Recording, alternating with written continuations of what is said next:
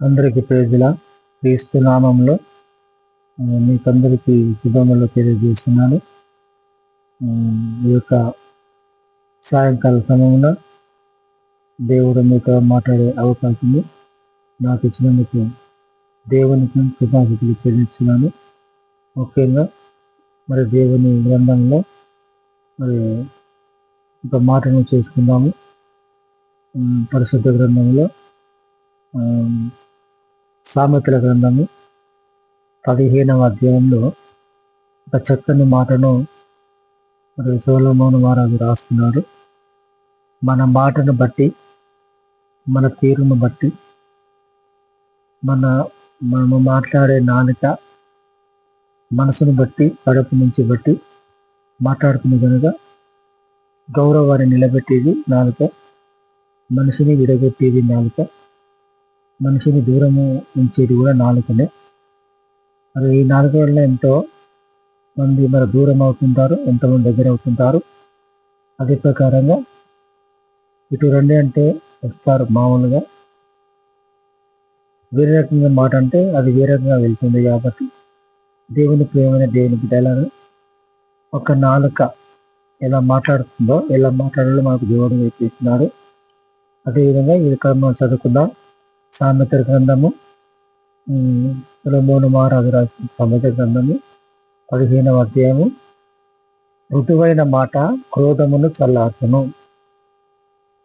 మృదువైన మాట అంటే చక్కని మాట, మర్యాద గల మాట, మరి ఎదుటి వ్యక్తిని నొప్పించని మాట. అంటే మనిషి ఎంత కోపములున్నా స్వీకరించే మాట మృదువైనదిగా. మృదువైన మాట కోపమును చల్లార్చును. అదేవిధంగా నొప్పించు మాట కోపము రేపును. నొప్పించే మాట కోపము రేపును. కాబట్టి దేవుని ప్రేమైన దేవుని బిడ్డారా, ఈ రెండు వాక్యములు, ఈ రెండు సెంటెన్సులు మరి మన జీవితంలో ఎంతో ఉపయోగపడగలవు. అదేవిధంగా ఇతరులకు కూడా ఉపయోగపరిచే విధంగా ఉంటాయి. ద్వేషము లేకుండా, కలహము లేకుండా, మత్తతులు లేకుండా, ద్వేషాలు లేకుండా ఈ మాట మనిషికి చాలా ఉపయోగపడుతుంది. కాబట్టి దేవుని ప్రేమైన బిడ్డలారా, మృదువైన మాట మనము మాట్లాడితే ఎదుటికో వారి కోపము తగ్గుతున్నది, చల్లారుతుంది. అదేవిధంగా నొప్పించే మాట కోపము రేపుతుంది. ఎదుటి వ్యక్తి నొప్పించడం వల్ల వారి హృదయము చాలా బాధాకరంగా మారుతుంది. అలా కాకుండా మనము ఎటువంటి పరిస్థితుల్లోనైనా కూడా ఇతరులు నొప్పించకుండా ఉండాలంటే, బాధపడకుండా ఉండాలంటే మృదువుగా వారితో మాట్లాడాలి. మన మీద కోపం తగ్గించాలని కూడా అటువంటి మాటలు మాట్లాడాలి. అదేవిధంగా జ్ఞానుల నాలుక మనోహరమైన జ్ఞానాంశములు పలుకును.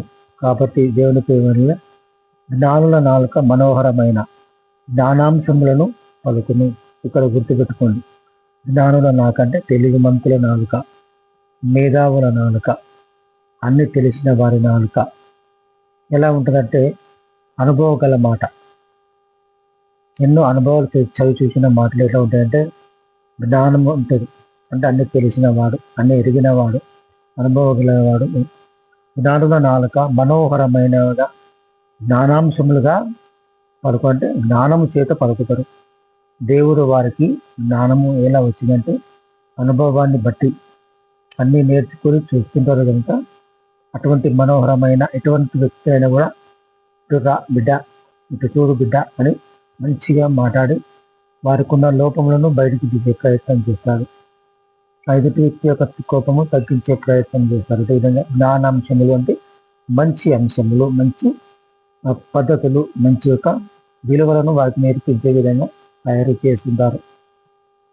కాబట్టి దేవుని బిడ్డలను మనం కూడా ఇంకో మాట చూసినట్లయితే బుద్ధిహీనుల నోరు మూఢవాక్యములను కుమ్మరించును. కాబట్టి దేవుని ప్రేమికులారా, మనము కూడా బుద్ధిహీనుల నోరు కాకుండా, మూఢవాక్యములు కుమ్మరించేటట్టు కాకుండా, మృదువైన మాటగా, క్రోధము చల్లార్చేటట్లుగా, అదేవిధంగా మనోహరమైనవిగా, జ్ఞానంగా మనం ఈ లోకంలో జీవిస్తూ మనం ఉండాలని మరి సొలొమోను మహారాజు సామెతల గ్రంథం 15వ అధ్యాయం 1-2 వచనాల్లో మనము ఈరోజు సాయంకాలం చూస్తున్నాం. ఈ యొక్క వాక్యాన్ని బట్టి దేవుడు మీ కుటుంబాలను, మిమ్ములను, మీ అన్నిటినీ దేవుడు స్థిరపరిచి, బలపరిచి మీ కుటుంబానికి క్షేమము కలుగును గాక. దేవుడు మీ కుటుంబాన్ని ఆశీర్వదించి బలపరిచి బయటికి వెళ్ళినప్పుడు, లోపలికి వచ్చినప్పుడు అన్ని విధాలుగా మీకు తోడై ఉండి నడిపించి మిమ్మల్ని నిండు నూనెలను దేవుడు మిమ్మల్ని కాచి కాపాడి దీవించుగాక. ఆమేన్.